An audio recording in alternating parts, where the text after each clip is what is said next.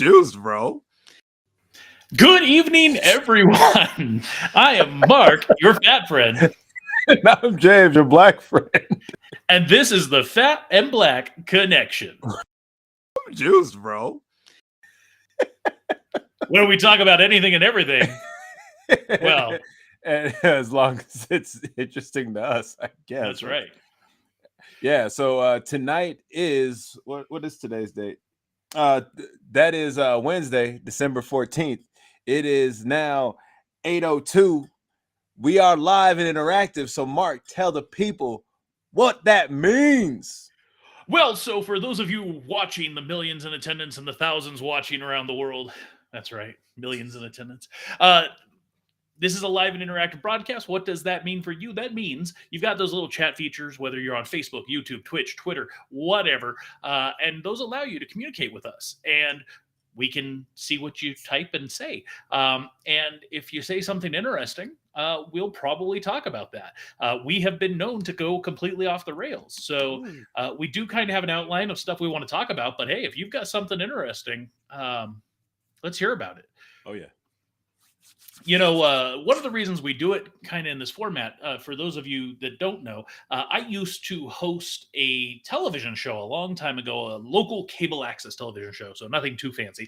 And it was a live call-in show where we'd have kind of an outline and we would, you know, have stuff prepared that we were going to talk about, but people could call in and say anything they wanted. Those phone calls got crazy. Yeah, we didn't even really have good call screening. It was kind of like, hey, you want to talk to him? Sure, hold on. Yeah. And then, you know, so, you know, that was the good old days where now we can do this. And while we're not going to have you come on the air and bring you up on camera necessarily, if you say something interesting in the chat, we'll probably share that. Yeah. So with that being said, we are here at the Fat and Black Connection celebrating the Podmas. And for those of you that don't know what Podmas is, it's basically an excuse for podcasters, vlogcasters, whatever, people like us to come to you every day with some fresh new content. And I see that, James, I see you're drinking there. Yeah. And actually this last week, one of the episodes that I did was actually on some Christmas drinks. Yeah. I was like, yo, I need to go try some of those, but at the same time, I'm like, I don't really need to buy all that alcohol. I will tell you, I found a website. I can't remember what it's called. I'll find it again, but it's this people. They came together and they created the 12 drinks of Christmas, and they have a list of what you need to buy to make everything for the 12 drinks of Christmas, and it's you know, it's an extensive list, but it's also, you could use a lot of this stuff for other things as well. Yeah. And a lot of the drinks from that list were ones that I used or are ones that I thought were interesting. And of course, we've got Tyrus checking in over at Twitch. Sup, y'all? So yeah, that's what I talked about. One of the things that did happen on Podmas this last week was the great debate between you and Tyrus over is Die Hard a Christmas film? And I got to tell you, watching the debate between you and Tyrus, how do I say this? He mopped the floor with you. I am of the mindset that Die Hard is a Christmas film. However, purely looking at it from a debate standpoint, he mollywomped you. Oh, I know. Like I said, I didn't really. I would just actually wanted to really just hear him go on tirades. I knew he would. It wasn't really tirades. Oh, is that gentleman? Is that Gentleman Jack? No, evidently my camera doesn't want to focus. Well, that's because your background is crazy. It's some spiced, has something to do with your background. Oh, some spiced rum from Costco. And Mike Marshall says, Die Hard has Run DMC Christmas songs and Frank Sinatra Let It Snow. That's the only argument I need. My man.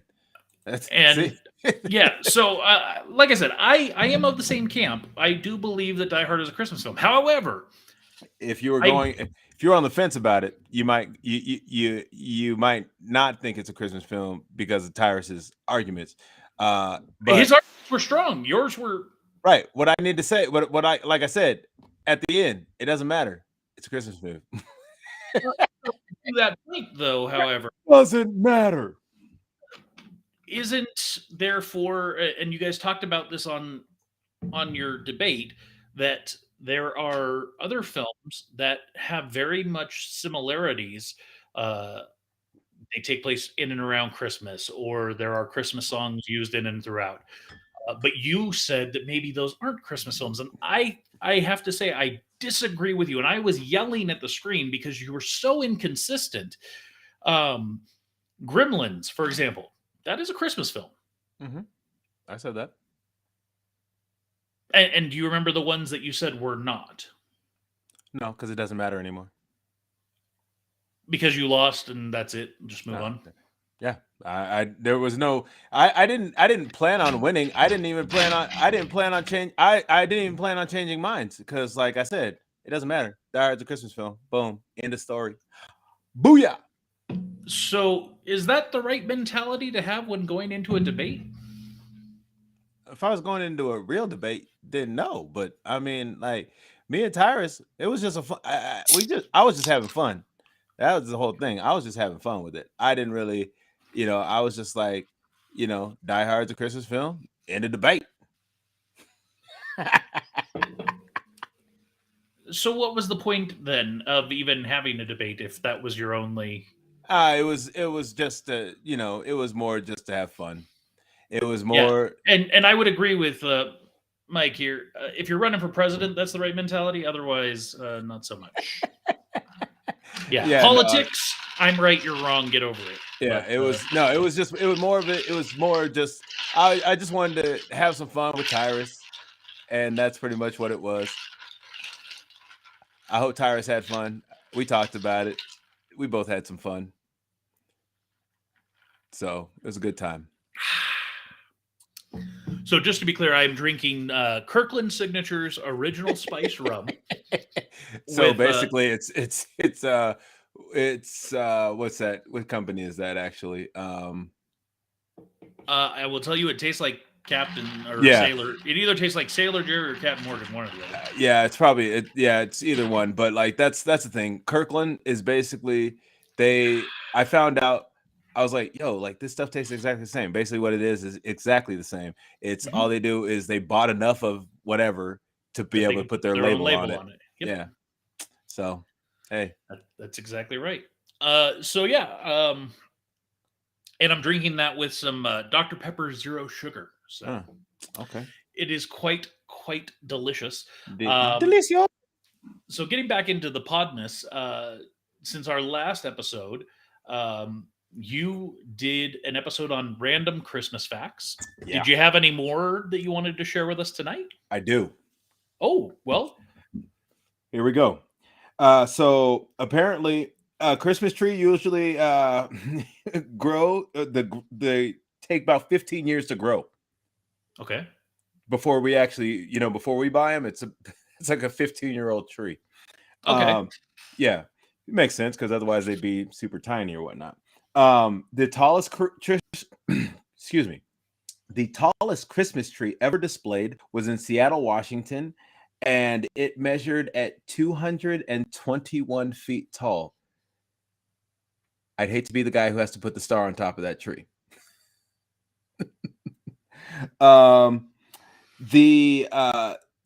Apparently, I don't know how true this is, but more than 400,000 people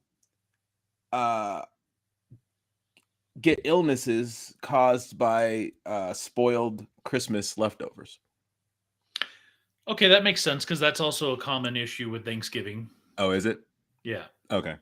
I just it's been a while. It just like well, as you know, having worked in the restaurant industry, there are standards for if you're going to reheat something, and a lot of people don't do that.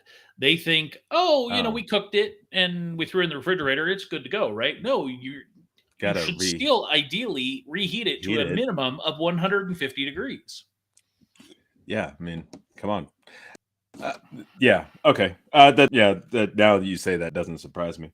Well, here's something that I didn't know, because I've always said that I think Thanksgiving doesn't get enough love because there's really no Thanksgiving songs. But apparently, Jingle Bells was originally a song about Thanksgiving, and that was back in 1857. It was also the first song that was ever played in space. So Interesting. I did not know that.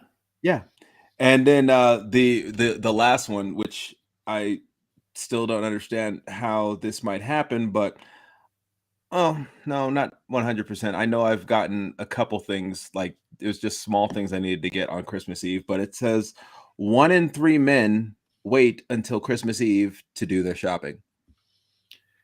1 in 3 men wait until Christmas Eve.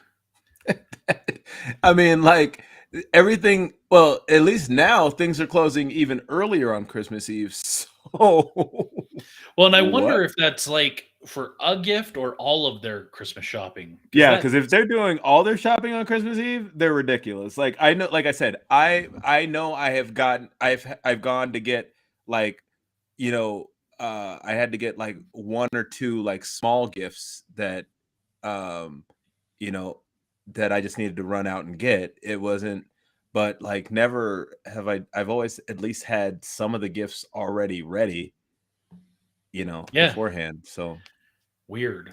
I don't know. So, all right. know. So that's some Christmas facts. Yeah. I talked about some events going on in the Reno, Northern Nevada area, such Yep. as Butt Cracker. So ridiculous.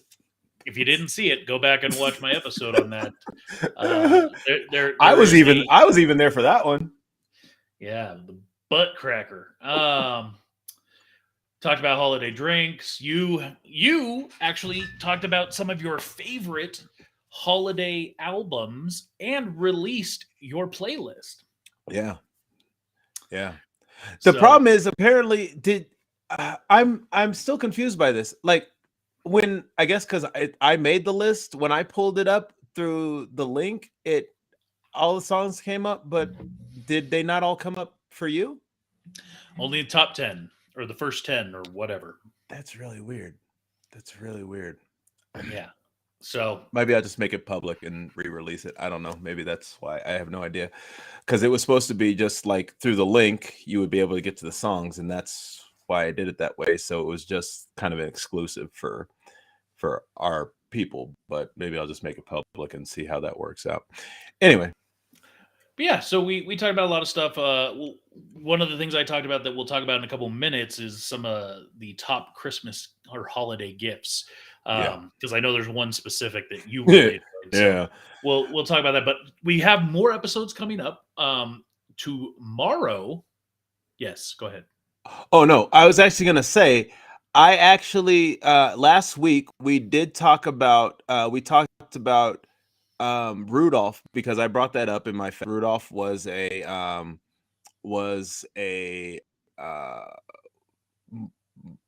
publicity like character that they made for Montgomery Wards back in the day, and so I went and looked that up today, and actually it was created. The red nose was almost an issue because at the time the red nose was contributed with like drunkenness and stuff like that. Mm-hmm. So they made the cute deer. They used the cute deer and gave it a red nose, and then like that's how the executive was like, oh, okay, that's okay, because Montgomery Wards was based out of Chicago at the time.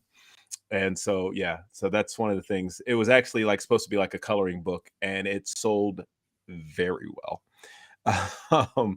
Well, that's also how things like Santa Mouse, Elf on a Shelf, kind of all got their introductions as well. Yeah, or marketing gimmicks, and Santa Claus for that matter. Well, see, the thing is that a lot of people think that Coke is responsible for Santa Claus, but they're not. No, 'Twas the Night Before Christmas is ultimately responsible for the Santa we know today. However, Now Coke the is look, responsible the for look of Santa is based on Coke's. Yes. The artist that did the stuff for Coke. Yes. Yes. Yes. So coming up, tomorrow night, you're going to be talking about Christmas around the world. So how different cultures, how they celebrate and what they do, I believe. Oh yeah. On Friday, I will be doing holiday movies, Christmas movies, or TV specials. That'll be fun. And I'll give you a little sneak peek. Some of the stuff I'll be talking about is, as you just mentioned, Rudolph the Red-Nosed Reindeer. The classic claymations that actually a friend of mine those used to creep him out. They're a little creepy. Yeah, a little bit. I'll be talking about Mickey's Christmas Carol. Okay. Classic. And another one I'll give you a little sneak peek on is White Christmas. So, and then on Saturday, you'll be talking about the ongoings in the Southern Nevada or Vegas area. Yeah. And then we will have the Great Christmas Exchange, where I got you and Tyrus a gift, you got me and Tyrus a gift, and Tyrus got you and me gifts. And over the course of 3 nights, we'll each be opening our gifts and, recording ourselves. The other of us won't be there to kind of see what we got and, give our gut reactions to that. And yeah, so that's what we've got coming up for the next week. If Nightmare Before Christmas isn't mentioned at all during Podmas, I will riot. Well, there you go. You got your way. We just mentioned Nightmare Before Christmas, so good for you. Yeah. I guess there won't be a riot tonight, so that's good. So yeah, that's Podmas, and that's what's going on there. A lot of fun stuff. Speaking of fun stuff, this week we are finalizing our group for the cruise to Alaska that's going to happen here in the next couple months. Oh yeah. Literally, as of tomorrow, we will be fully 4 months away. Oh yeah. So we are now less than 4 months away from me arriving, or actually both of us arriving in Seattle. See. So I am excited. I know you finally paid off today. Yes. And I've already started booking some of my restaurants because, staying in the Haven, you get to do that a little bit earlier than some of you. Yeah, Don't be a hater. Well. You know what else is special about today? Bob Barker. Yeah. Turned 99. Happy birthday, Bob. Bob Barker is legit. Like one of my favorite Bob Barker moments in general was when he showed up in Happy Gilmore. Oh, absolutely. Absolutely. And I absolutely love Bob Barker, but do you know who hates Bob Barker? Who? The animals. Oh, get your pet spayed or neutered. Yeah. Yeah, he was a big advocate for that one. Yeah, I don't know why he hates animals so much, but not my balls. Good for him. So you wanted to talk about a specific toy that was discussed on my episode where I talked about holiday gifts. Yeah. Some of the top gifts for this year. And let me go ahead and bring up the item in question. Yeah.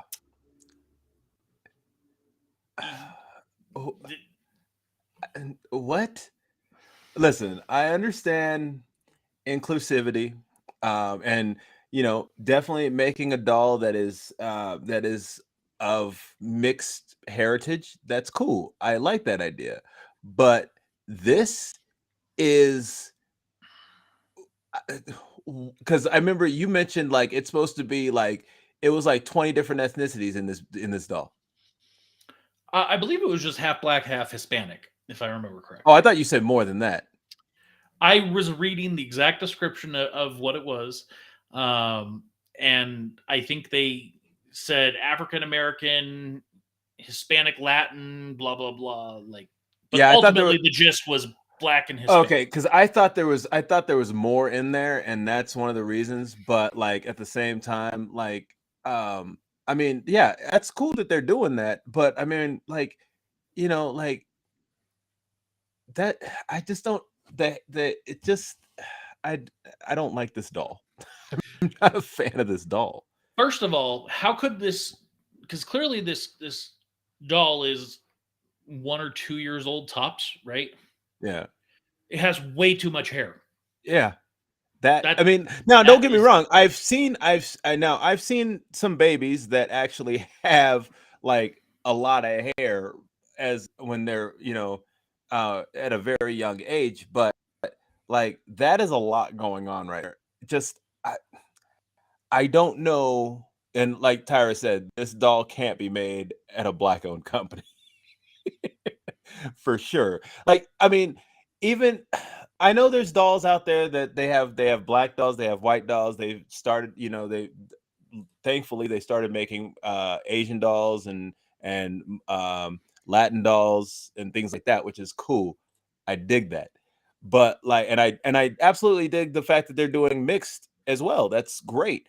But there's just something about that one that I'm not digging. is it maybe because its name is Sweet Puffy Bee? That could possibly be the name. I think that might be exactly what it is. Yes, Sweet Puffy Bee. Mm, Yeah, I yeah, don't know. yeah. So something I'm going to mention on the show because if I don't, I'm sure it'll be brought up otherwise. Oh, And before we jump to that, the fact that a whole team of people had to approve that thing is concerning. well, so that's the thing. I don't know who it went through because honestly, was it white executives? Because honestly, like I don't think if there was a black person in the room and a Hispanic person in the room, they would have been like, "Yeah, let's do that." You know, I, as a white person, could tell you I would never try to sell that thing. that's what I'm saying. I think I just have a feeling like I don't think they had. Um, I just have this weird feeling that there was no ethnic diversity in that room. Quite possible. Quite possible. Just saying. Speaking of diversity, if I don't talk about this, I'm sure I'll catch some fresh hell from Tyrus. So, uh, God of War, which is obviously Tyrus is the biggest fanboy in existence out there. Um, God of War recently won some awards at a Game Awards show, mostly because there were no real good games that released this year. So what are you gonna do? Wow. Oh, Um, oh man. I mean, I can already hear Tyrus like he's punching away on the keyboard. I'm sure yeah. we're gonna see something. But there weren't that many good games this year. Let's be honest. Like, uh, how many games did you buy this year? I didn't really buy many at all. How many games did you buy this year that released this year? Like zero. Yeah. No, no, That no, no, no, no. That's a lie. Uh, two. okay. And looking at the list of games that God of War went up against, and in the different categories that it won stuff, um, like I said, there wasn't really much good this year. So, again, I'll give it its fair due. It won some awards, good for it.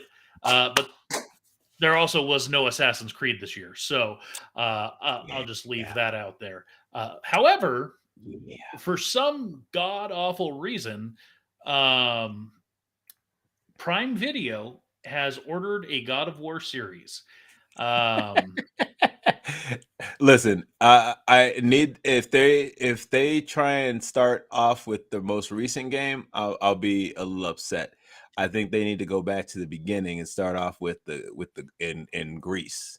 Well, and here is a direct quote of what a huge fanboy of the game said in response. This is going to be an epic fail. They need to leave it alone. Tyrus Rayner. So even Tyrus, who is probably the biggest fanboy of God of War ever, he is against this being made into a Prime Video series. And how many Game of the Year awards has AC won? Well, let's go back and look at the years that an AC game has come out and the competition it's up against versus what God of War was up against. Just saying. Just saying. It's not a apples to apples conversation. And as a fanboy of Assassin's Creed, I will say the worst thing Assassin's Creed ever did was when they made that god awful movie. They should have never done that. But it clearly, just didn't fall in line with anything. No, I mean, they kind of they I don't remember what game it was, but they kind of made reference to it. No, there is no game that film was based around. No, I'm saying there is, but in one of the games they made reference to. Oh, yes, it is considered canon in the game series, but it was garbage. It wasn't. It was not great at all. It was it was as painful watching that as it is playing through a game of God of War. But moving on, not that painful. I don't know, man. Yikes. Like I told you, I'm not a big fan of hack and slash. However, I will tell you, I recently decided to try a first-person shooter again. Ugh. And I really actually enjoyed it. So I decided I have the Game Pass for Xbox. Oh, yeah. And Far Cry 5 is available through there. Mm-hmm. And Far Cry 5 is by Ubisoft. Far Cry series is by Ubisoft. And so I was like, you know what? If I'm going to try one, I guess it probably should be one through them. And I remember when Far Cry 5 was first coming out a couple years ago, and it piqued my interest because the premise is there is this cult religion that is taking over this like community, and you've got to go in and basically stop them. And so I decided, you know what? Let me play it. It's included in the Game Pass. Let me give it, an hour or so. Mm-hmm. And the story was so good that it caught me in the first 10, 15 minutes. And how long did you end up playing? I beat the game. I played the whole game. Oh, okay. Beat the game. Probably put in, I don't know, 20, 25 hours. I didn't try to do every single side quest because it's an open world map and whatnot. I just, I really focused on straight story.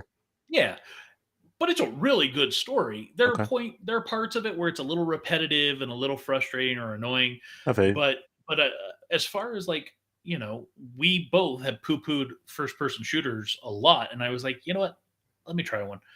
And I will say, like, I'm kind of itchy for 6 to come to Game Pass so that I can play that. Yeah, I've just never been good at first-person shooters. Like, if a first person can go into third, then I'm okay with it. Like, I was never really great at Halo anyways, but like that's the one thing I did like about Halo is that you could go from first person to third person.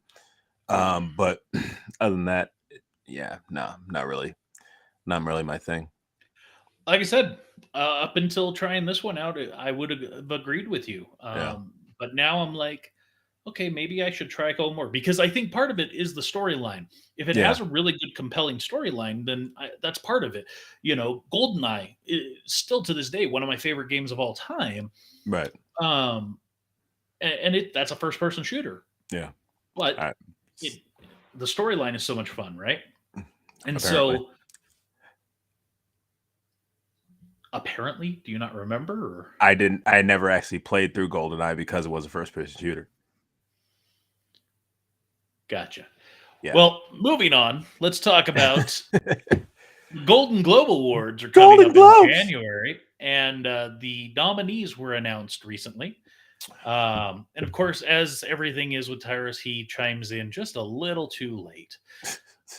As most game to movies are, they will not stick to the story. This is one of the reasons Henry Cavill left the Witcher series. He is a solid gamer as well.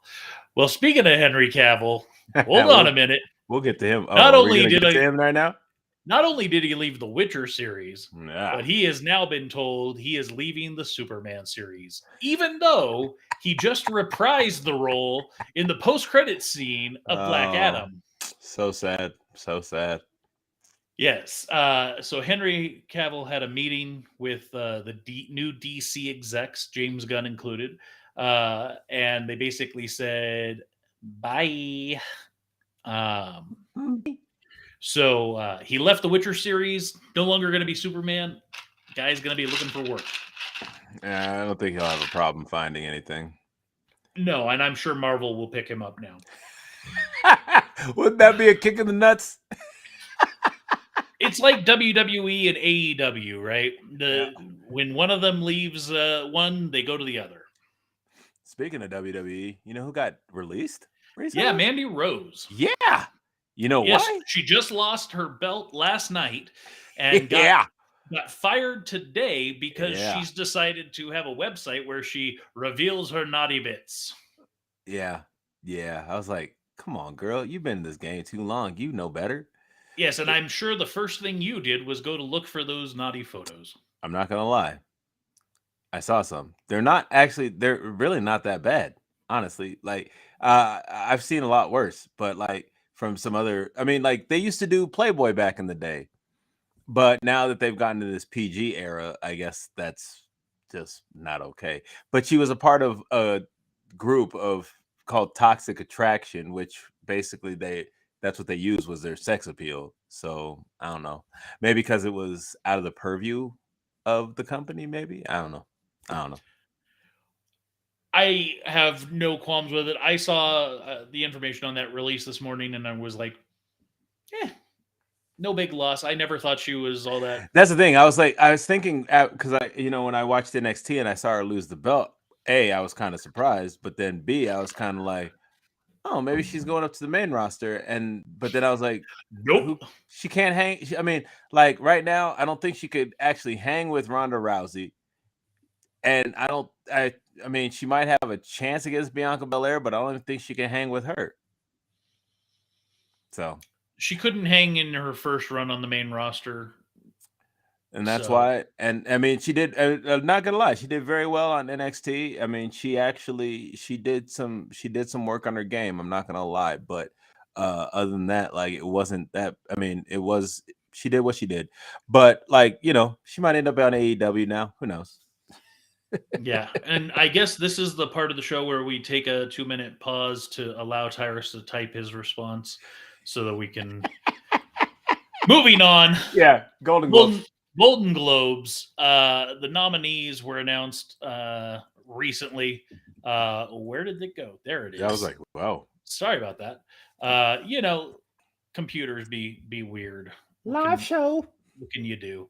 Okay, so what do you want to hear? Okay, the one thing I got to say that really confused me is I did not realize that a movie or a show or whatever could be nominated without having already released. Wait, doesn't it have to release before the air date? I guess it only has. So I guess the Golden Globes run on the calendar year, January 1 through December 31. Okay. Hollywood Foreign Press. So wait, are you saying that there's things that haven't come out yet that are nominated or for next year or? So let me just pull this up here.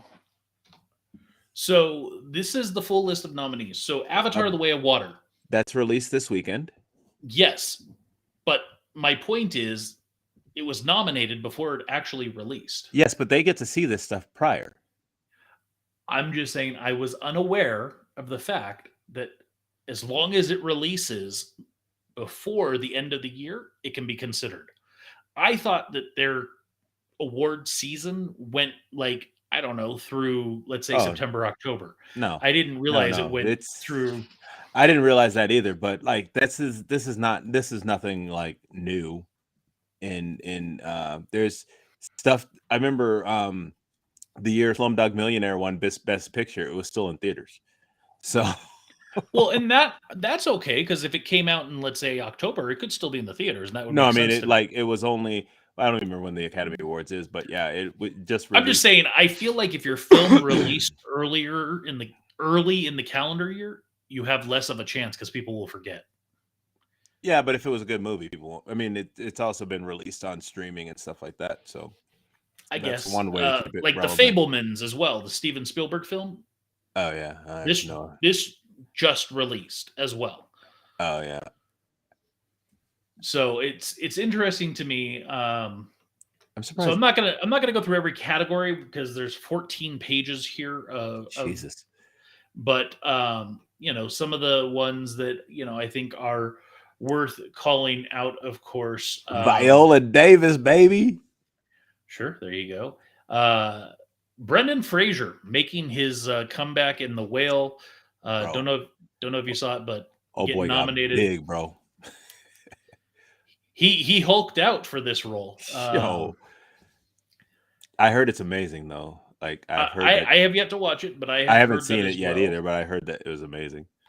Margot Robbie, Robbie. getting nominated for Babylon. That movie actually is about to come out too. Yeah, well, it has come out. The Menu, I find interesting. This is a film that my wife and I had talked about going to see in the theater, and we just never did. I'm But confused about that film. Is it a thriller? I don't see it as a musical or a comedy. it is not. So it is the way that I read it described it is a thriller comedy. So it's kind of in the vein of something like, think Scary Movie, where it's a comedy, but there are scary thriller-esque things about it. Michelle Yeoh got nominated for Best Actress. Daniel Craig, Adam Driver, Colin Farrell, Ralph Fiennes, all getting nominated for Best Male Actor in a Motion Picture, Musical, or Comedy. Did any Disney shows get on here? Hold on, we're getting there, son. Calm down. So Best Motion Picture Animated, Turning Red by Walt Disney Studios. All right. Puss in Boots, which just came out. Yeah. Actually, I don't think it came out yet. I think it comes out this week. Yeah, I think it comes out this week too. Marcel the Shell with Shoes On. Never heard of it. And I've never heard of the studio A24 either. I've heard of A24, but it's like I think they're a part of some other. I think they're part of something else. Okay. They're like under, like they're a subsidiary of another studio. Sure. NUO. Haven't heard of it. Nope. Guillermo del Toro's Pinocchio. Heard about it. Haven't watched it. Yep. Don't really have any interest. Yep. I mean, the only thing that is in that is what's his face, Obi-Wan, is voicing Jiminy Cricket. Gotcha. What else do we got? Oh, Angela Bassett for Black Panther: Wakanda Forever. I like it. What else? Brad Pitt for Babylon. Yeah. Brad Pitt. Best Director, James Cameron, Avatar: Way of Water. Baz Luhrmann for Elvis. Steven Spielberg for The Fablemans. Yeah, that's that's one hell of a list right there. That's some heavy hitters. That is some heavy hitters. Interesting that Avatar is not nominated for Best Screenplay. That doesn't surprise me. It's nominated for Best Film and Best Director.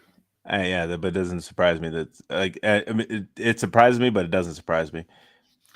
Best Original Score, John Williams for The Fablemans. And quite possibly the last film he will fully score. Really? How old is that guy now? He's like, is he 100 yet? Jesus. No, but he's up there. I know. He basically said Obi-Wan was the last score he was writing for Star Wars stuff. Oh wow. And it sounds like probably this film, The Fablemans, is he's done. Man. So best original song. What working? Rihanna. Yeah. Thames, Rihanna, Ryan Coogler, and Ludwig Göransson for Black Panther's "Lift Me Up." Actually, that Ludwig Göransson guy, that's the he did the score for Black Panther. Indeed. I have not watched any of the other films, so I don't know if any of these songs are any good. Well, I'm trying to remember from Top Gun Maverick, but I don't really remember it. But Don't really remember it, so it must not be that good. I honestly couldn't even tell you the Rihanna song from Black Panther right now. I know I heard it because I watched the film, but Yeah, I know I heard. Like I said, I know I heard it in Maverick somewhere, but I just don't remember it. what else we got? Best television series, Better Call Saul. I enjoyed that show. I have not seen the last season. I know that it came to an end. I love that all the best television series are actually not. They're all streaming. So they're all on streaming. That's I awesome. mean, it would be expected that they'd be on stream, but Better Call Saul is the only one that's on cable before it goes to streaming. Yeah, All the rest of these are true straight to streaming platforms. yeah, So obviously we're in the television categories. Hilary Swank, Zendaya, yeah. I probably, Laura Linney for Ozark. I'm not gonna lie. I think Zendaya has probably ended up taking that for real. Best male actor in a drama series: Jeff Bridges, Kevin Costner, Diego Luna for Andor. There That's we the one go. I'm rooting for. Bob Odenkirk for Better Call Saul, and Adam Scott for Severance. Now, this one is kind of a dark horse to me because Adam Scott is a comedy actor traditionally, or he's been in comedies traditionally. Yeah, but I have not watched Severance yet. Because Severance is on Apple Plus. Yeah. And that's one of the biggest problems. And then, but apparently that show is he because I know exactly what you're talking about. It's a different character for him completely. Yeah. So for me personally, I'd love to see Diego Luna get it. I think he was amazing in Andor. But I would be okay with Bob Odenkirk for Better Call Saul. Best television series, musical or comedy. The only one on this that I've watched is Only Murders in the Building, which I personally absolutely love. Abbott Elementary is actually pretty amazing. Actually, that's the only one. Oh no, an FX, The Bear. But yeah, no. And I'm surprised Wednesday is nominated, considering that as well just came out. Well, I mean, the whole series is out. It's not like it's a released.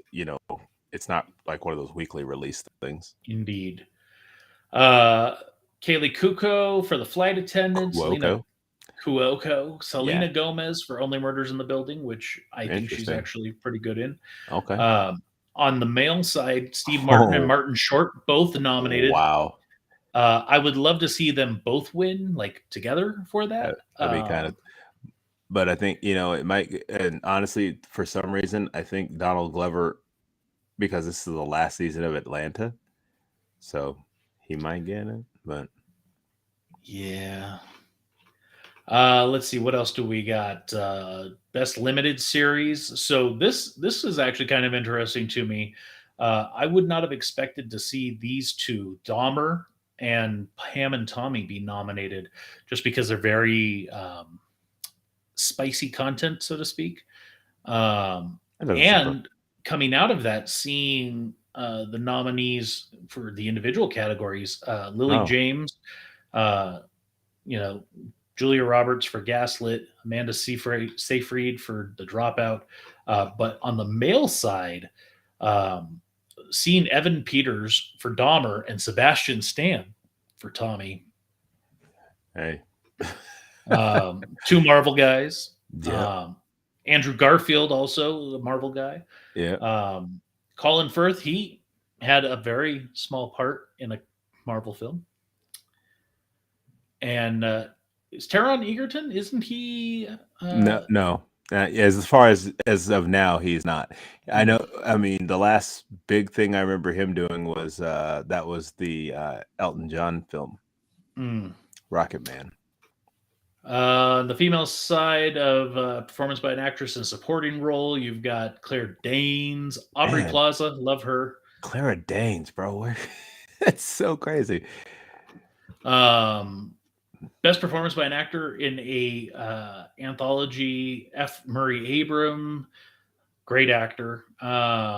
Seth Rogen, Pam and Tommy. Supporting role, musical or comedy, female. I don't know any of these people. I mean, I know some of the. I don't know exactly who they are, but I know the women from Abbott Elementary though. And finally, best performance by an actor in a supporting role in a musical or comedy. John Lithgow, love him, one of my Yeah. favorite actors of all time. Yo, seeing Um, him on what was that? Dexter a few years back. Yo, I was like, what? Henry Winkler, the Fonz. Ugh, Didn't realize that guy was still out there hustling. yeah, apparently. So yeah, the Golden Globes, which are obviously always the precursor to the Oscars and Emmys. Yep. Um, Winners there normally win. yeah, the interesting thing is that the Golden Globe is not a part of an EGOT. No, I mean, yeah, because it's not one of the big ones, I guess you could say. Okay. And Michael has only watched one thing on that entire list. My man. I have not watched many of them myself, so I get it. So talking about Those are basically just Hollywood people patting each other on the back. That's what the Golden Globes are. that's what all awards are. No, like some of the stuff actually has. I mean, I think some of the stuff has more. I don't think Whatever. that songs, movies, things of that nature should be in competition for which one is best. In sports, it's cut and dry. You're the best at something because you have beat the other. Just saying that this is the best rap song, for example, because it's the one that gets the most votes, doesn't mean it's the best rap song. It just means it's the one that got the most votes. Yeah, so I as far as Macklemore beating out I forget who he beat out a couple years back, but it's like, yo, like that was not the best rapper or album. Michael, I agree with you wholeheartedly. He says, "Don't worry, I've never accused the Golden Globes of even ever mattering." And to me, none of them do. The only thing that I find entertaining about the award shows is the controversy that usually comes out of them, such as the slap heard around the world, because it makes for content for us here at Fat and Black. So something that you brought to my attention was that the list of 2022 items being added to the Library of Congress National Film Registry released, and there's a lot of good stuff here, and there's a lot of stuff I have no clue what it is. So I'm just going to read through the list in chronological order. And then if there's something you want to hear more specific about, I can give you more detail, but first up, you've got Mardi Gras Carnival from 1898. That is some recorded footage from a Mardi Gras Carnival in 1898. Wow. Yeah. Some Cab Calloway home movies between 1948 and 1951. You know who Cab Calloway is, right? Of course, yeah. Howdy, howdy, howdy, hi. Yeah, that's kind of cool. Cyrano de Bergerac from 1950. Okay. Charade, 1963. Scorpio Rising, 1963. No. Behind Every Good Man, 1967. Titty Cut Follies, 1967. What? Mingus, 1968. All right. Manzanar, 1971. I'm going to drop off years. Betty Tells Her Story. Superfly. Okay. Attica. Carrie. Yeah. Gotta love that blood scene. Union Maids. Word is Out, Stories of Our Lives. Bush Mama. The Ballad of Gregorio Cortez. Itam Hakim Habit. What? Hairspray, the 1988 version with Ricky Lake, so the non-musical. Oh, that wasn't a musical? It is what the musical is based on. Oh, didn't realize that. Yes, the original film was not a musical. Okay. 1988. Little Mermaid. Yeah. Disney's The Little Mermaid. Disney Renaissance started right there, people. 1989. Yeah. Tongues United. When Harry Met Sally. I'll have what she's having. Here's one. House Party. Yeah. That's crazy, bro. House Party is like one of the original. That's wow. That's crazy. You want to talk about originals? 2008's Iron Man. Yo, that's what I'm saying. Like when I saw the list, it was from the I'm list not that I. done. There's one more. Oh, okay. 2011 Pariah. I Don't know it. But yeah, obviously, the big two for us, I think, would be Little Mermaid and Iron Man. yeah, because the crazy part is when I saw those because they were on the D23 Instagram page, Mhm. and I was like, okay, so Little Mermaid basically started off that whole Disney Renaissance thing, and Iron Man started off the MCU. So I was like, good choices. Absolutely. It's really good to see House Party in there, though. I ain't gonna lie. Yeah, some of these were pretty big. Harry Met Yeah, Sally, Hairspray, Hairspray. Carrie. I mean, yeah. Cyrano de Bergerac is kind of surprising as well, but Not well. That's like Cyrano is kind of a classic. I mean, so we go from like the heights of our film industry today, talking about the heights of film over the years, to this piece of, in my what? opinion, garbage. Why? Scream Why are there 6. 6 films? How is this any different from the other? Ugh. Why? It's because people will go see this garbage. I mean, Probably. ultimately, It that's what has to the be. studios are banking on, right? I just don't You don't make understand it. you don't make a film these days, a non-independent film these days, without some expectation of it making more than it's what you spent on it, right? This should have only cost like $2. It's what? Ugh. Yeah, trailer Let is pathetic. let's go. Just just let's move, please. Oh, Dear okay. God, let's move. So from one terrible trailer to, I assume, one that you're hyped up about. Yes, that's good. I this one I've actually after I saw Spider-Man was into the Spider-Verse. I thought there was going to end up being another one.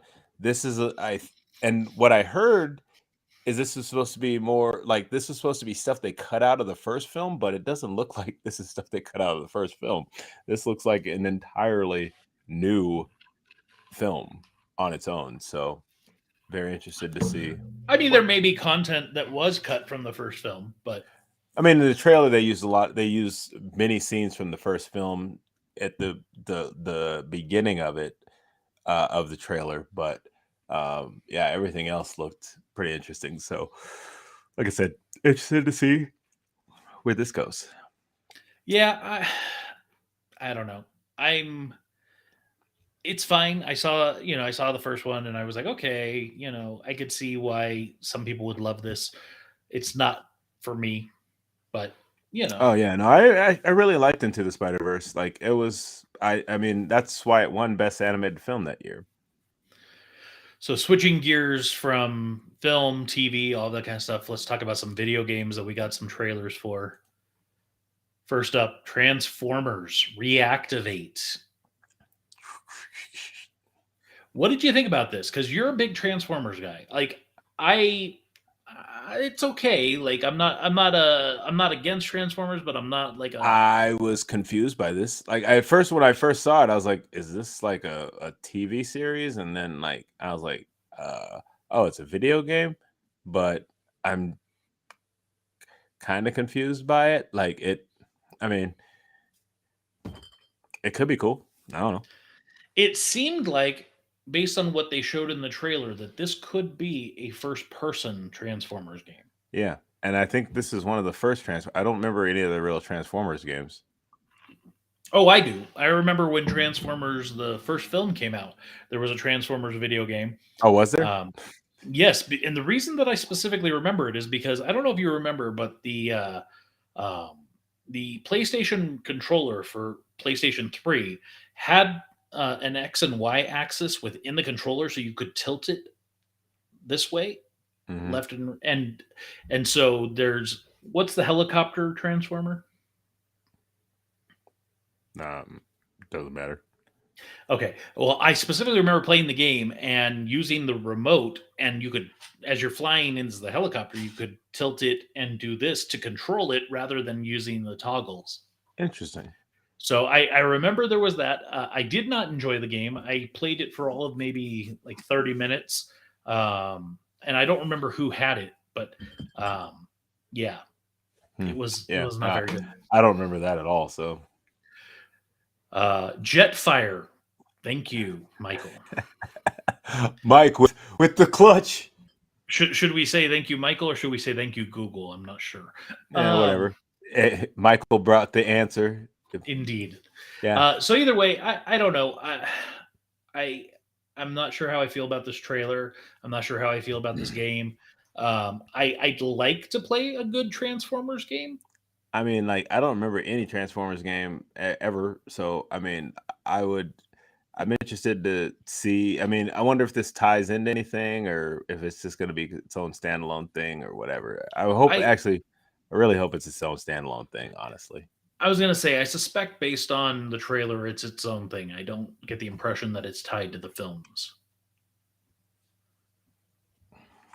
You all right there? Yeah, my ear was itchy. All right. One more game. What do you think? Sure. Why not? And only because for me, I'm super. This is one that I am like super. You know what? You know how I feel about it? I'm juiced, bro. Yeah. Yeah. Yeah. I am juice bro for this one. Okay. And that's Star Wars Jedi Survivor. Now, this is based on Fallen Order?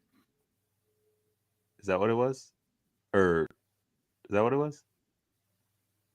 So this is the sequel, yes. Yes. And obviously revolving around Cal Kestis, who this takes place after episode three, but prior to episode 4. Okay.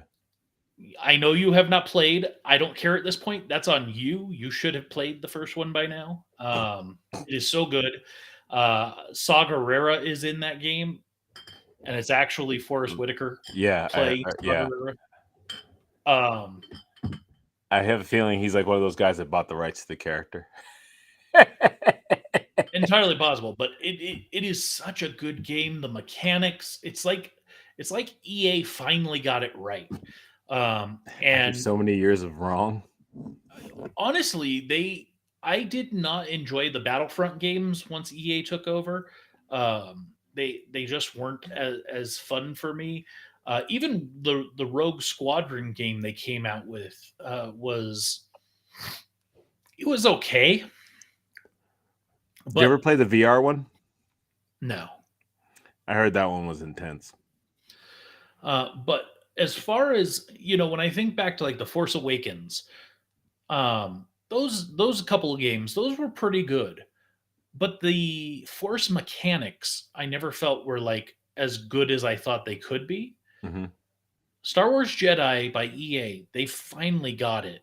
And the only thing I can say about the game as a negative is that there are only a finite amount of maps, if you will, that you play on, and you have to go back to them multiple times once you have different powers that maybe you didn't have before. So that makes it a little annoying because there are parts Kingdom Hearts-ish.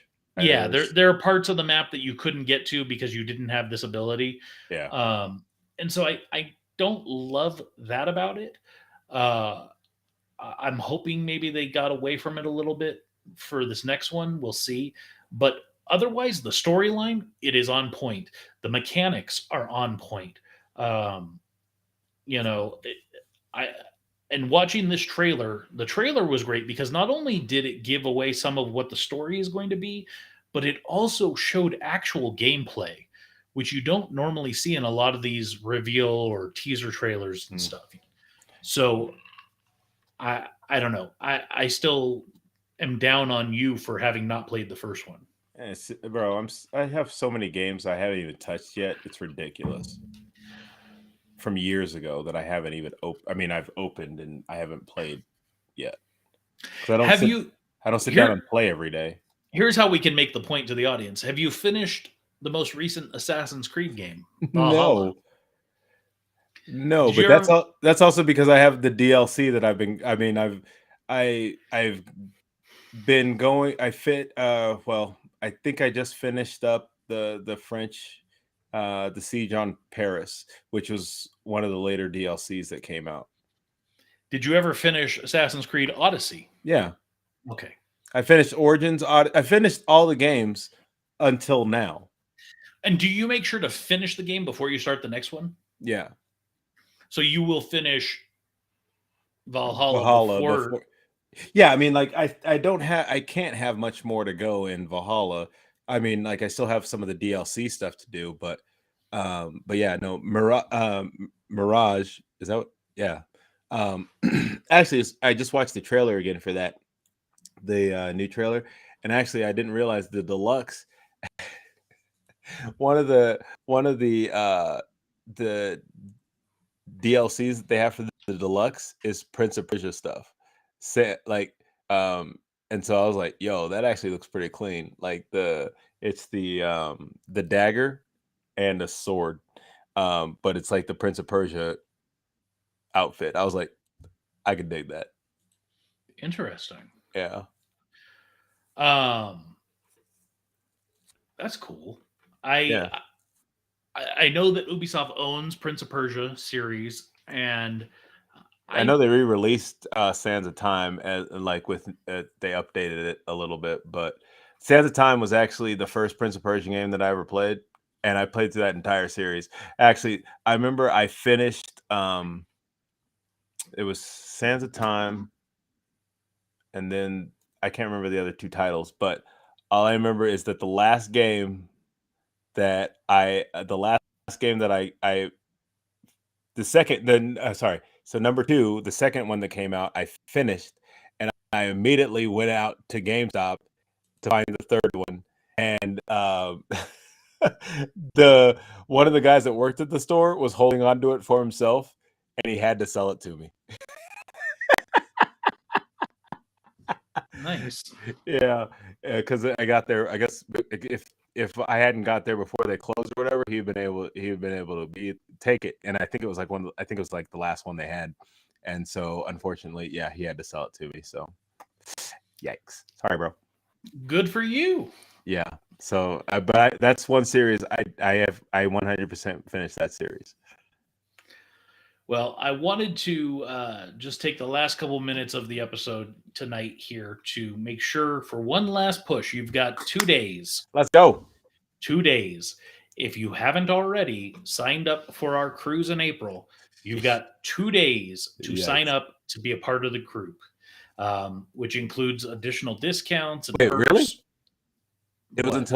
until the final payday. I thought that closed up. No, they kept it open. So the ship is not full. Oh, And so, I can tell you right now, looking at the prices, if you want to do it on the cheap, if you've got you and another partner, you could do an inside room on the cheapness for $5.99 per person. never say Obviously, that that does again. that what partner? Yeah. And I guess Brian logged in because yep. Welcome to the show, Brian. Just in time to hear about the cruise. Yeah. This is the last push, Brian, so you probably won't hear me talk about the cruise again until just before we go. But right now, if you and another person, $5.99 per person, and they've got some killer deals, killer items that go along with that. Just so that you know, right now, if you were to book a cruise, they're having a flash sale for the next 23 hours and 54 minutes. That gets you a free second guest. So remember when I said $5.99 per person for an inside room?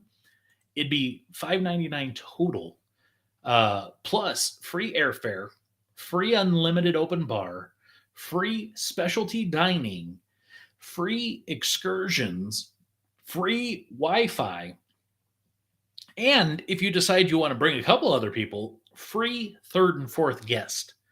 That's crazy to me that you could get a room right now for you and another person, uh, for $5.99 plus taxes, gratuities, all of that stuff. So, if you haven't already booked, you can.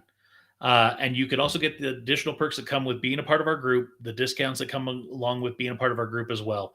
And I would highly suggest, even James, for example, right now he's staying in a studio suite, but he could bring another person with him right now. And that other person would be free. So I think you have your mic off, James. Oh, my bad. Yeah, I did. Come on. Just saying, James, if you could find a special lady or something, free second guest. So you could get that inside room for $5.99. Yeah. Just saying, if that special lady's out there watching who's interested in sharing a room with your black friend.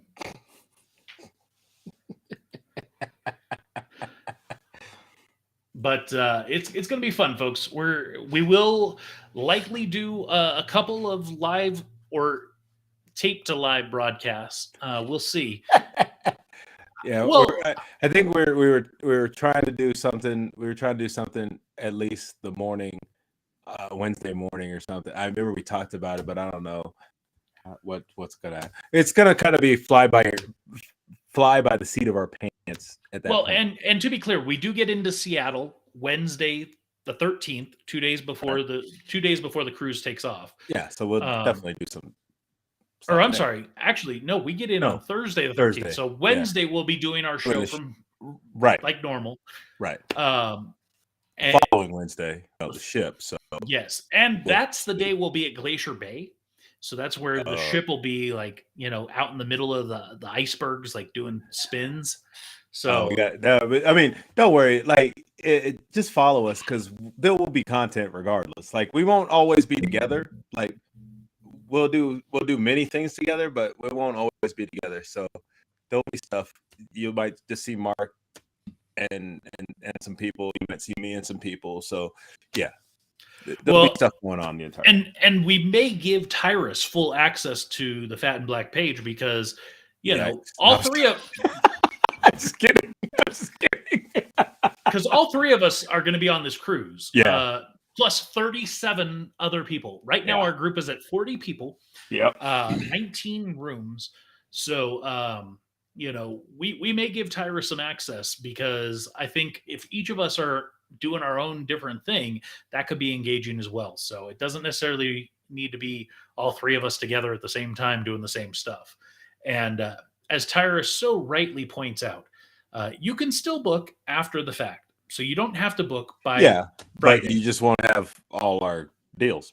Yeah, you just won't you won't technically be a part of the group, and you'll have to pay for everything up front. So you won't have. Yeah, you won't have the time. Yeah. Yeah. So, but that doesn't mean if you book a month from now, you'll be on the cruise just the same. You'll be able to say hi. If you want to come to some of the group meals we're trying to get scheduled, you can come to those. But as far as like any additional perks or discounts, that you'd be missing out on. And James, I see you're fervently doing something on your phone. What's going on? I was trying to text my brother to see if he wants to go on the cruise now. No. No. It is what it is. But gotcha. So if there is anyone out there, James would love to get out of his studio room and move up to an inside room or even a balcony, which I think at this point would be, if it was split between two people, would be cheaper than your studio room. Yeah. And Tyrus says, we can do a Fat and Black room tour since we each have a different room. This is true. Currently, James, you're staying in a studio room. Right. Which is for one person, right? Right. Tyrus is going to be staying in a balcony suite, or a balcony room, not a suite. I apologize. Room, yeah. and I am going to be staying in the Haven with a spa suite. So baller. Whatever. Hey man, when you've got a wife that makes a crap ton more than you, uh, Yeah, that's true. you can have a sugar mama, but until then, Yeah, that's true. and I can only get away with saying that kind of stuff because I know she's not watching right now, and I know she's not going to go back and watch this probably. That's hilarious. Yes, indeed. So we've got some more talking to do because I've got some more drink to drink. So what's going on with you? Are there? Bro, I'm out of beer, bro. Well, that's shame on you, friend. That's I downstairs. planned. I brought the bottle. So Yeah, but I mean, like, it was. I didn't think we would be. I brought 2 beers. I thought that should be enough. But actually, I should have known better. Actually, just kidding. I have water. It's all good. So what's going on with you? This is the point of the show where we've done the content that we planned, and it's nice to, we're friends to just catch up and see how have you been. I'm good. Yeah, I'm okay. I mean, so plane tickets are bought. Plane tickets have been bought. Michael says it best: 2 beers are never enough. Thank you, Michael. Speaking of which, actually, Michael actually came out to a concert. Hold on, Tyrus. How would you know? Just saying. Yeah, you ain't married. The black people on this show aren't married. But Michael actually came a couple weeks ago. Michael and his mother actually came out. By the way, Mike, I need that video of your mom's reaction because that was hilarious. But yeah. Well, yeah, Cyrus, my wife isn't black. Mothers. Yeah, she is. Yeah, she's not black, but even still, women have that sixth sense about things, I guess, apparently. But yeah, no. But other than that, I mean, I'm good, man. Just any special ladies or men, I guess, in your life today? Wow, what men? We have to be careful in our society in this day and age. So I don't want to judge and set any kind of expectation on you. Yeah, we ain't trying to get canceled out here. But no. I have been talking to somebody, but so we're seeing where it goes. Okay, is this young lass a Nevada native somewhere? Agreed, Michael. We accept you, James.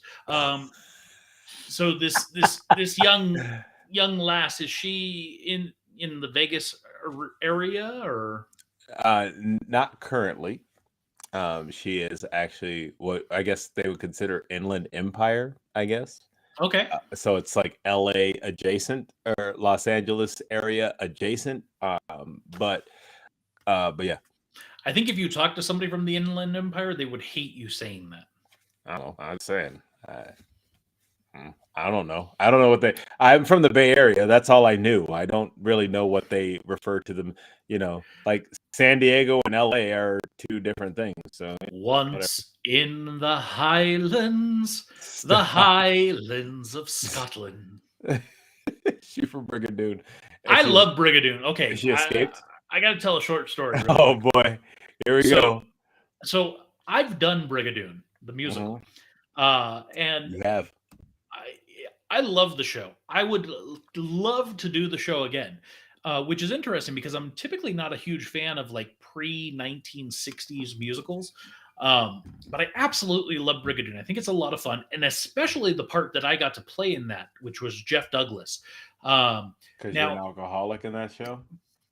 I was very confused though. Okay, because I had only ever seen the movie when I went to audition for this thing, right? And in the movie, Jeff Douglas gets to sing and dance. So when I went to audition for this musical, I can sing and I can kind of dance.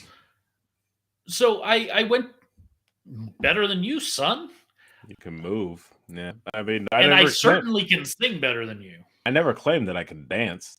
That's never been like a thing. I've gotten like the last number of musicals that I ever did, I got out of dancing in so many of them. Yes, you can do what we call choreographed movement, Yeah, I don't even. I mean, like, and even then, that's no, and like questionable. the one I remember, like one of the first shows that I got out of the dancing was in Cinderella. There was during the ballroom scene, and I was like, yo, like they were trying to teach it to me, and I was like, nah. And so basically, what I did was I just decided I was gonna run through the entire scene. And so yeah, that was one of the first ones.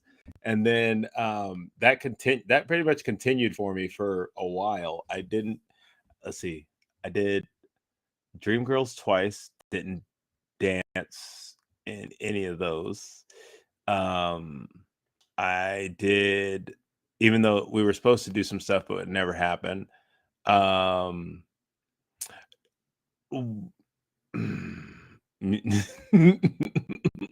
I don't know. Mark probably has that somewhere. I'm sure he does, but yeah, I didn't actually. I don't even. I did. I did some dancing in West Side Story. Oh, you know what? That's actually a lie. I did have to dance in Ragtime. That I did. Um, I did have to dance in that show, and yeah, it was not my favorite. I don't dig that at all. So, anyways, getting back to what I was saying, so I went to audition for Brigadoon for this theater company, and I had watched the movie, and I was like, "This is the part I want." And in the movie, the part sings and dances. So I show up to the audition, and I sing well, and I danced comparatively to those around me, I think very well. Um, But in the show, you didn't dance. yeah. So then I find out, and I didn't sing. uh, then I find out Oh, the yeah. character in the original version of the musical doesn't sing or dance. They're just comic relief. And I'm like, Hmm. even better. Yeah, Because I had less rehearsals, because I didn't have to go for singing rehearsals. I didn't have to go for dancing rehearsals. that works. Uh, I was eventually asked to do some wing singing on, a couple of the chorus numbers, which was like, okay, sure, I don't mind. Um, but yeah, that was to this day, that is easily in my top three favorite roles, purely because A, I got to drink on stage. Yeah, B, uh, you hardly had to be there. yeah, from a rehearsal standpoint, and the part is huge. Don't get me wrong. Like from Oh, an act, I remember running lines with you. yeah, from an acting standpoint, like it is one of the from a line standpoint, I should say, it is one of the biggest roles I've done, because it's a ton of dialogue, because there are a lot of good scenes, chunky scenes in that musical where there's a lot of quick back and forth dialogue. Um, and Wait, even more the than Forum? hmm, it might rival Pseudolus, Plain Pseudolus, and Forum. That was a challenging part only because there's a ton of dialogue and he sings like 5 songs. Yeah. And so, but doesn't really have to dance. Maybe a couple of jazz squares or whatever, but not a ton of dancing for Pseudolus. Hey, what was that? What was the name of the direct? Oh, Miles Glorious. Yeah, for Forum, the director thought the character name was Miles Gloriosus. Clearly, had never even listened to the soundtrack. Oh, I think I told you that story. There was a guy that worked at one of the Walmarts, and so I would call him Miles. And he's like, why do you call me that? And I was like, oh, and I told him that story. And so yeah. So going back to obviously what got us down this path, thanks Brian for sending us on this side path. So this lass that you're talking with, have you met? Have you gone on dates? Because she's in the Inland Empire, which is not LA adjacent. Yeah, no, we've gone out, Okay. And yeah, So she's come to Vegas, or you've gone to? she's come to Vegas. Have you gone to the Inland No, Empire? not yet, not yet, Okay. not yet. We are planning on that. Cool. I mean, there's not a whole lot to do in the Inland Empire, but I mean, like, there's apparently, like, it's not that far to LA. Like I said, LA adjacent. I'm telling you, man, you got to be careful with that. Okay, so that's good to hear that you've got a potentially a special someone in your life. And when is the next time you're going to see each other? Next week. You're going there, or She's coming here. nice? Yeah. So I got to ask, just because I always find this interesting, especially in this day and age. How did you guys meet? Through an app. Which app? I believe that was Hinge. I believe it was Hinge. Hinge. Never Yeah. heard of this one. That's actually I did see a commercial for them. And they say they're the app that's made to be deleted. That was kind of their catchphrase. Okay. The app was made to be deleted. So it's is it to rival like Tinder, or I don't? No, it's basically that's all I'm saying. Like, I don't. All the dating apps are fairly alike. But like I said, Hinge was the one that was. They said. Is that her? Is she watching? I don't even know. But oh, no, it was my brother. No, that's I remember seeing like a commercial. They only had like one commercial that I remember ever even seeing, but it was basically like the guy was apologizing to his profile pictures. Was like, "Hey, we had a good run, guys. So I don't need you guys anymore. Thanks, though. I appreciate you." And so that's what their kind of catchphrase was: is the app that's made to be deleted. Well, and Michael asks one of the most important questions: if she's not watching, is she a keeper? Look, you don't always have to watch all our stuff in order to be keeper, right? So it's basically saying you are guaranteed to find someone, which is a lie. Yeah, no, you're never guaranteed. I mean, you know how many people I've actually met on these things and it never went anywhere? I mean, not like tons, but there's been, a number of people that I've met and like never went anywhere. So, Well, and we've talked about here on this show. We've talked about you meeting multiple people, and I don't know. Jenny is a keeper. Is he talking yeah, about that's what I'm saying. You don't necessarily have to be watching the show all the time. This is true. This is true. So do you? Because we've talked about here on the show, you've gone on dates with a couple different people over the year, almost 2 years. Almost Yeah. 2 years we've been doing this show, Yeah. and does this one feel any different? Because obviously, clearly you haven't. You've gone on some dates, but haven't had a ton of luck. But this is the first time I'm hearing of you seeing somebody multiple times, especially somebody from out of the area. So that's a good sign to me, at least. Yeah, I mean, like this one feels like it feels actually not even a little bit different. It feels a lot different, but like but I'm hopeful. I'm hopeful. So, but yeah, I mean, there's still things we have. I mean, we're also still kind of learning about each other too. So it's not like, it's there's still, yeah, I guess there's still some newness to it. Yeah. So when she comes to town, what is her preference? Where does she stay? So she has friends out here. Oh, That she has some friends out here. And she stays there sometimes.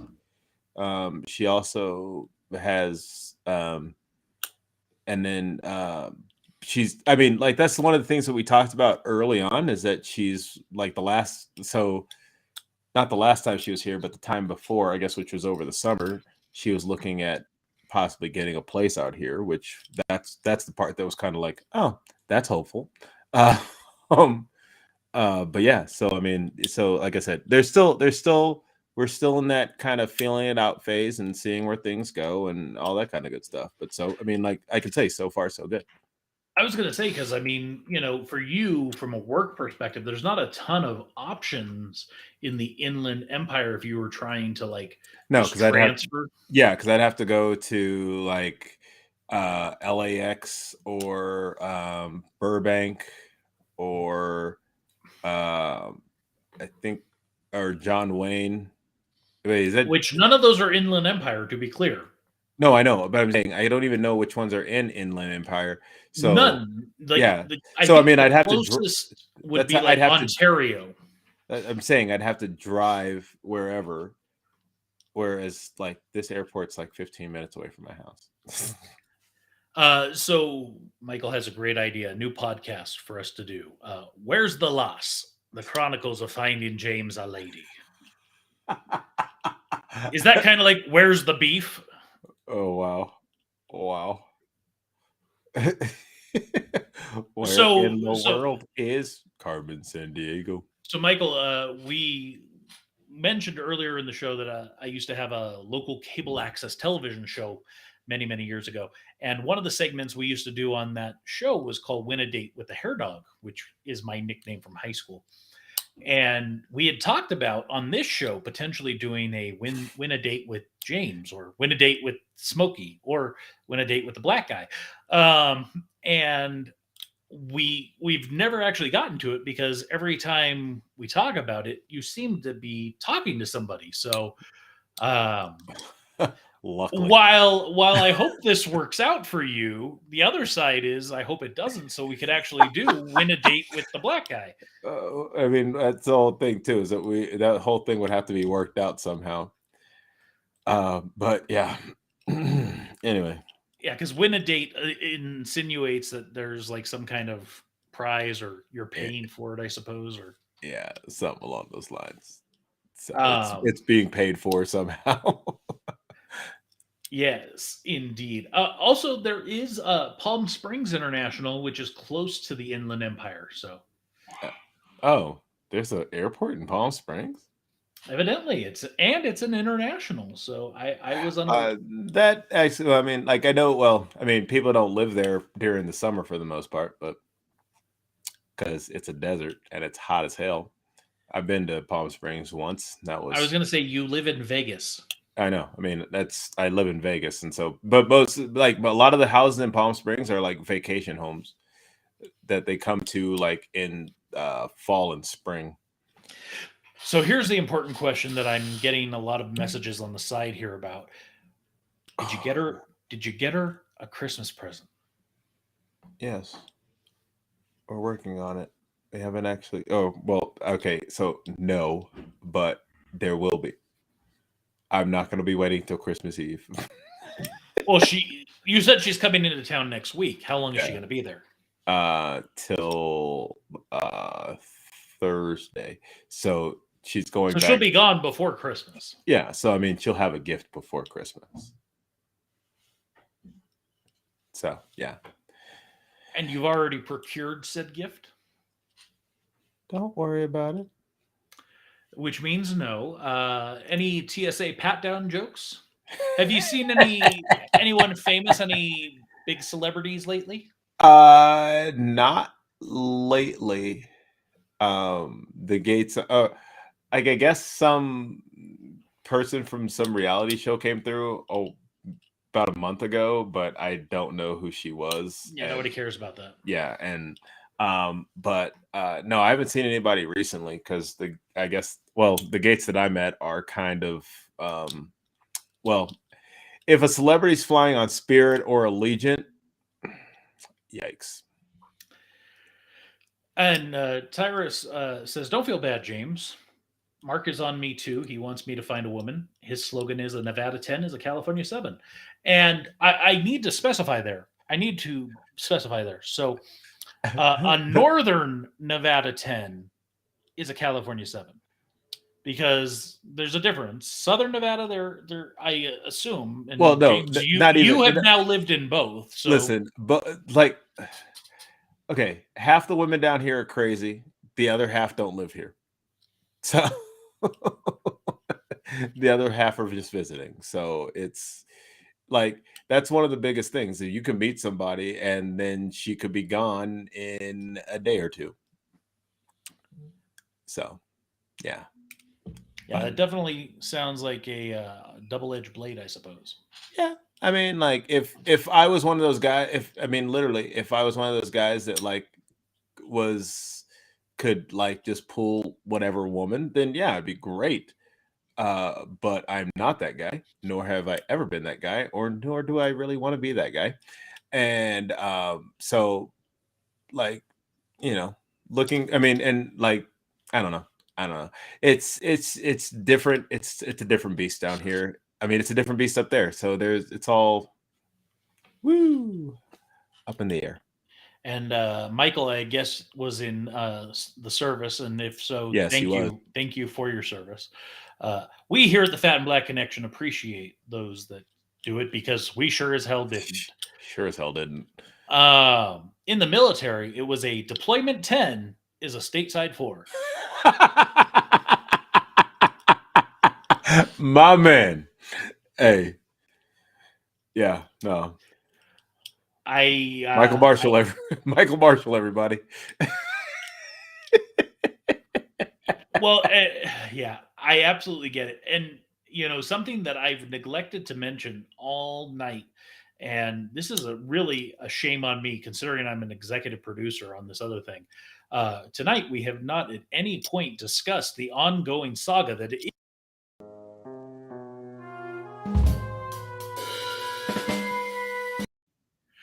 So, What? Ongoing saga of what? Oh. Murphy's Inc. So, for those of you that have not listened to Murphy's Inc., Get on it, bro. we have now fully released 3 episodes. Yeah. Where you been? Episode 4 is dropping on Friday at 8 p.m. Yeah. It's guess when episode 6 drops? When does episode 6 drop? Christmas Day. Merry Christmas, y'all. Yeah. Yeah. Yippee-ki-yay, mother. Boop boop. So anyways, Murphy's Inc. It's a great show. We've put a lot of love and effort into this thing. So if you haven't, episode 3 is like the weakest one, right? I think that's the one, or is it episode 4 is probably the weakest. Okay, yeah. So yeah, but no, 1 through 3, awesome. 4, but 5 and 6, be prepared, bro. Well, and actually, I have some exciting news about the show that I hadn't had the opportunity to tell you before now, and so what up? You're getting to hear this for the first time, actually. Murphy's Inc. has been picked up by Dramify. What? Okay, so Dramify is a audio drama website that specializes in showcasing audio dramas. I did not reach out to them. They heard episode 1, reached out to me and said, "Hey, we want to host your show." And so not only are we doing our normal stuff through all of the different podcasting platforms that we do, but we will now be hosted on Dramify, which What? Yeah. When did this happen? How have you not told me this? I literally got the email today that they wanted us. Wow. Merry Christmas to us. Yeah. So clearly, and the show is having traction. We went from when episode 1 released, we had some good followership, but it is only getting bigger and better. Does this make Murphy's Inc. a Christmas show since it's being released on Christmas, James? If the finale releases on Christmas Day, does that make it a Christmas show? So the only problem with this show is that we don't. Yeah, I don't think, because we don't have any. Actually, we're a time traveling show. We don't actually have any time. We don't have any time specifics, I should say. like when it's actually taking place. So I mean, that's not true. We specifically say what year we're going. Years we're going to, but we never say what year we're currently in.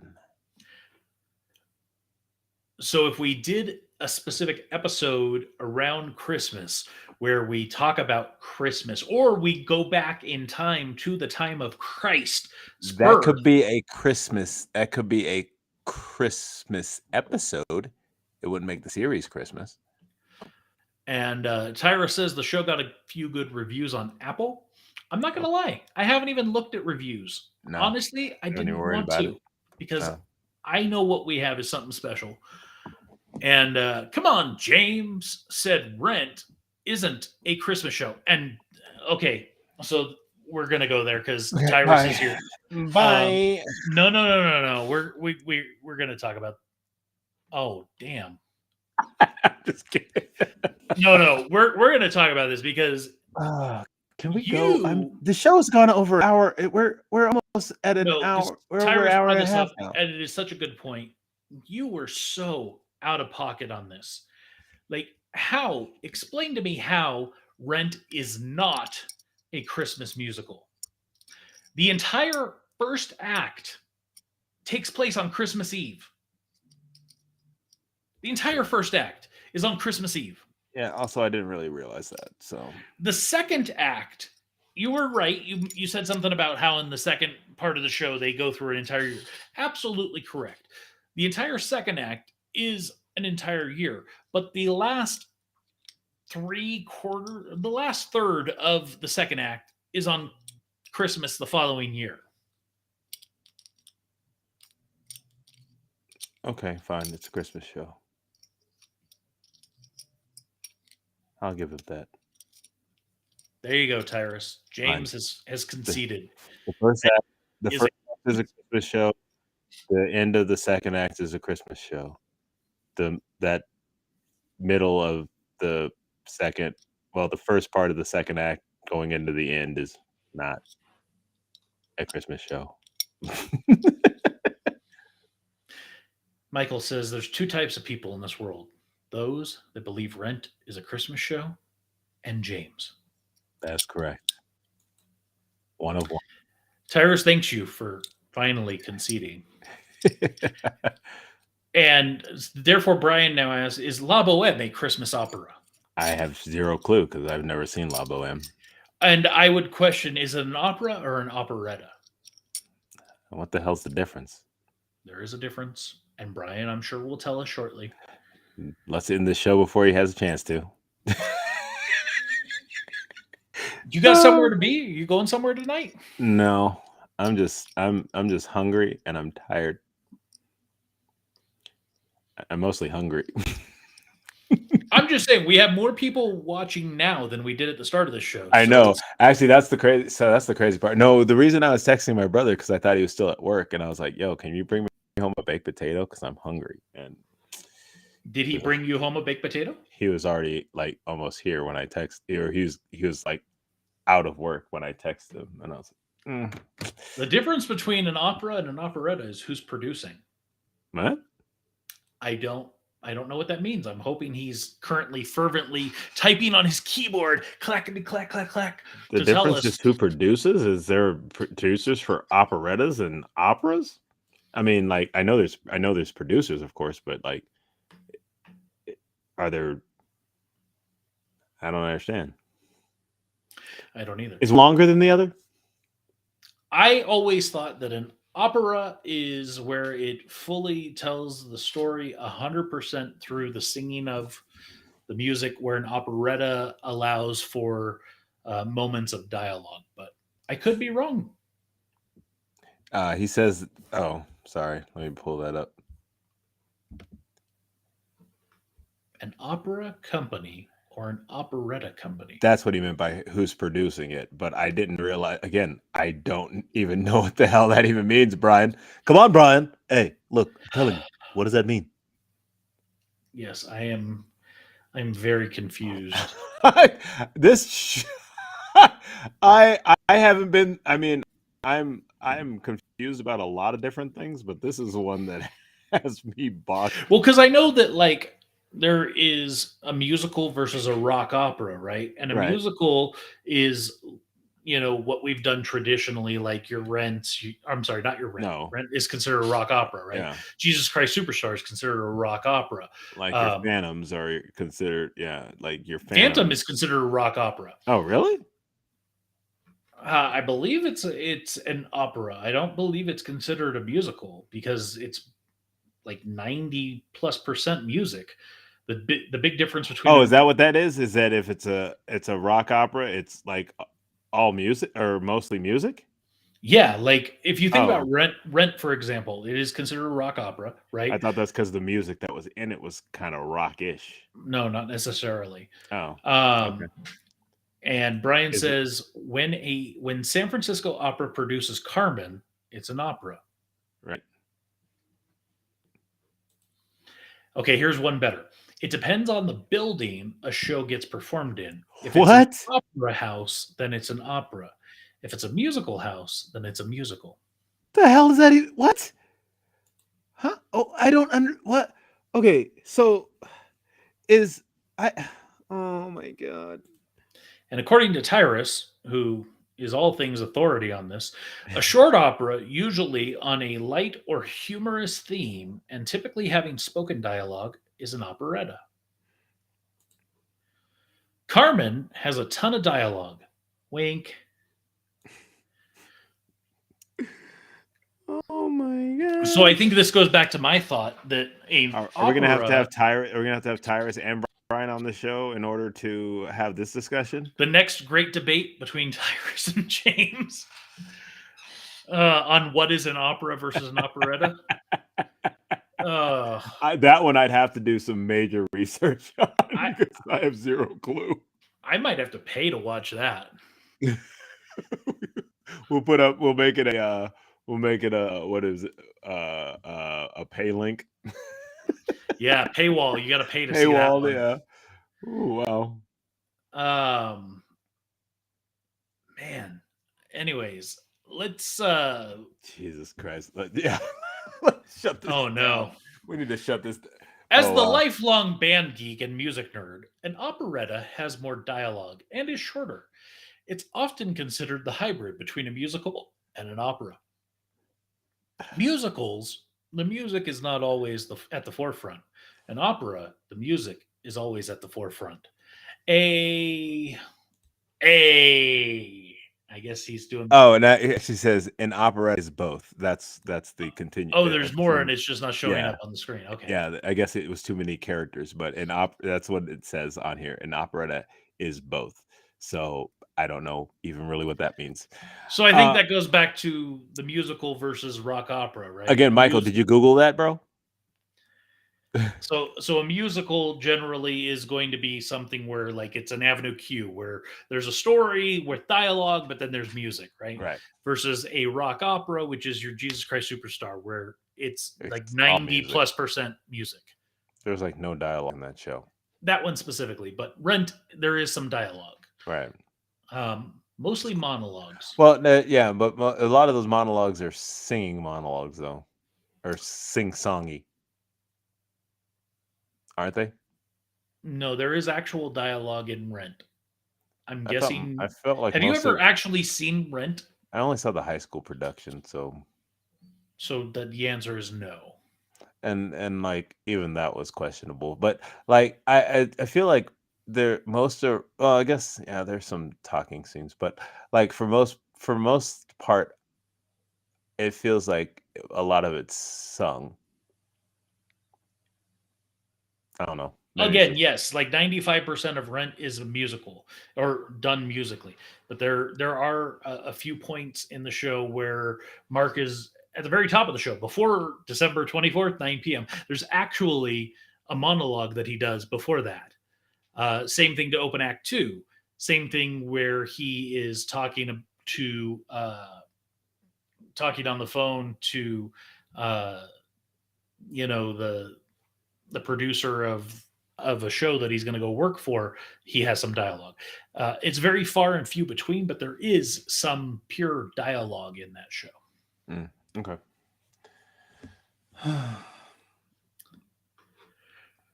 So James is over this show tonight. He's ready to go. Tyra says, "Weren't you an extra in the movie adaptation, James?" Yes, I was. And the Yes. movie was not an operetta because the movie they turned a lot of the music into just pure dialogue. Yeah. I mean, that's because it's a movie. But yeah, no, I was an extra on that set. And I don't know. I feel like Les Mis did a pretty good job. Les Mis, another rock opera, if you will. that was Uh, garbage. but they, from the movie Oh, standpoint, from the movie standpoint, yeah. they did not turn a lot of that into dialogue. I just don't like that show. As you know, I'm not a fan of Les Mis. The only reason I did that show, It's for your resume, I know, but no, that was the original reason. What was Oh yeah, you met your wife. Yeah. But yeah, no, like I truly I have a true disdain for that show. Michael says, I have a ton of music analysis and theory classes. Oh. While the theater was not the focus, I unfortunately know more about opera than I want to know. My man. I don't need Google to nerd out on music. Well, you and Brian should get together because Brian is a music guy who has actually done some work on Broadway. And are you guys the Rent generation then? I mean, I guess it was a big show when we were in high school, but that's about it. Phantom was the only movie adaptation that I liked. Gross. Yeah. Well, so I would call myself a Rent head. Yeah, Rent he definitely is. Rent was the big musical that came out while I was in high school. I would say that I think there are those that are the Rent heads, and then I would say the next big show probably was like what, Wicked, maybe. Yeah, probably. So yeah, I would say that's one of the only show soundtracks that I have. That and then Aladdin because and he was the fun original story about Wicked. James, do you remember we were doing Godspell? We were doing Godspell, which is written by the same composer, Stephen Schwartz. Was that during that time? I'm sorry? Was that during that was during that time, huh? Yeah, so we he were was performing up at Ohlone. Yeah, we were doing Godspell at Sunnyvale Community Players, and Stephen Schwartz came to town to perform at Ohlone College, and he was doing songs from this show that he was workshopping. So we actually got to hear songs from Wicked before it ever went on Broadway. Sung by the woman who actually sang for Anastasia in the I guess now Disney, but whatever, at the time it was Fox movie, which I enjoyed. Yeah, so that was a lot of fun, and we got to meet Stephen afterwards, and we got to talk to him and tell him about how we were doing Godspell. And guy's super nice, like he is super nice, like, which was weird. I thought he would be like kind of an ass, but Yeah, no, I very much enjoyed that night. He sang a lot of songs from all of his different shows, Pippin and Godspell. What else has he done? I don't even know. But yeah, that was a lot of fun. Michael says that German Wicked is awesome if you haven't listened to it. Really? German always sounds so angry to me. And German Wicked just sounds like it's probably a porn, so I'm probably not gonna go look that up. The Lion King was after Rent, so Hairspray barely. What? Well, Lion King the musical, yes, was after Rent. So let me tell you, Lion King is probably one of the best productions I've ever seen. Okay, actually, no. Yeah, actually, it's one of the best productions I've ever seen. I would agree with you from a production value standpoint. Yeah, it is amazing. From that Stampede alone. Oh man. Actually, no, lies. The opening scene. If you are late to that show, you're missing out. Oh yeah, opening Circle of Life is amazing. The Stampede scene is amazing. I would agree. From an overall production standpoint, Lion King is mind blowing. Yeah. But I think that from when I think about it as a musical, it's the movie kind of slightly modified. Like Of course it you was. know, But that's what I went to go see. I went to go see just the movie on stage. That's all I I knew. I guess I just want to see musicals that are original. So Hairspray, for example, What? Hairspray as a musical was original. It was based off of the movie, Right. the That '88 wasn't. version of the movie, but the musical itself was No. unique. What year did that come out? The musical, Yeah. early 2000s. Really? I for some reason maybe because I'm thinking of the movie that I thought it was older, but And Tyrus asked, "Was that when we met the lady that sang Ariel from The Little Mermaid?" no. No, that was around the same time, but no, not that same night. Oh wait, did you guys meet? Did you guys meet her, Jody, whatever her name is? Yeah. Really? Where did you meet her? And Tyrus mentions that we saw Aladdin prior to Broadway. It was at California Adventure. Yeah, no, that would no. There I was a mean, lot of the stuff taken from that there's, I went to mean, there's Broadway. a good amount of stuff that went, but it's not. Yeah, not really. That's yeah. Actually, I really want. So they're workshopping Hercules apparently, or they already workshopped Hercules, and I'm really interested to see how they do that. I feel like Hercules could be a really good musical from a musical standpoint. But I'm as just looking. Listen, if anything, I just want to see the muses. The muses were the lifeblood of that movie for me. well, and that's what I mean. Like I I don't think Hercules has a good enough story to stand up. Listen, if it's Al, I mean, if Alan Menken's working on it, and whoever else, Tim Rice, I think is that a Tim Rice Alan Menken thing? Possibly. Yeah, because I mean, but I if they're working on it, because I mean that's what they did. They worked, or I know Alan Menken worked on Aladdin the musical and added music to that show. It was Alan Menken and David Zippel. Oh yeah, okay. But I mean, Alan Menken, if he's working on, I mean, he can. He's like I said, Aladdin. They changed up stuff. They made songs different. They added stuff to the songs and kind of changed songs around. So I think that A little late to the show there, Brian. I he's all already good. But yeah, no, I think but if I think they could have zero problem turning that into something. And Disney money's behind it, so So to be clear, it looks like they already did a Manhattan production in 2019. yeah, no, I thought that was just a workshop type deal. Don't know. Oh,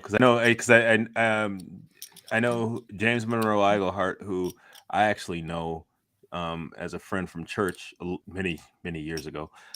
He was actually won the Tony for the Genie and Aladdin, and I'm still trying to get that guy on the show. Anyway, but yeah, no, but I know he was I know I saw he put up a post about that they were doing it, and he was actually playing Phil for the little production they did. There's only one person that should ever play Phil. Danny DeVito. That's right. But yeah, and I mean, but like at the same time, I think he's. I don't. And I apologize. I do Bradley? see that the Paper Mill Playhouse is doing a version of Hercules, which does appear to be starring James Monroe Iglehart. Yeah. So James is not just making stuff up and trying to name drop. Yeah. No. Even though he has still, and we've been talking about trying to get James on this show for 2 years almost. Oh yeah, I know. I have followed him on Instagram. I have commented on stuff on Instagram. I have left him messages on Instagram. Got nothing. Nothing. Yeah, well, you need to talk to his folks because I might have to have my mom call his mom. yeah, because even my mom contacted him for me because she actually got tickets to go see him when he was doing Hamilton. Actually, or was he doing it? Yeah, because I Yes, know he did. he went from Aladdin to Hamilton to Chicago. But Guys and Dolls. is he doing Guys and Dolls now? He did Guys and Dolls this last year. Oh, okay. Because I know he did Chicago too, so he might be doing a couple different things. And apparently he's actually in Disenchanted. And Michael's calling you out. You're trying really hard just to get into that man's DMs, huh? Super hard. I have never tried to get into a guy's DMs this hard ever.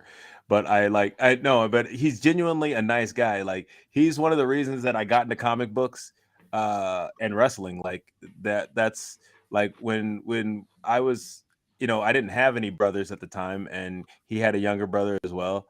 And one of the other guys that we went to church with, who was the pastor's son, John, they would, after church, they would take me to the comic book shop. We'd, look at comics, and, they'd take me. And so, like, they were my older brothers.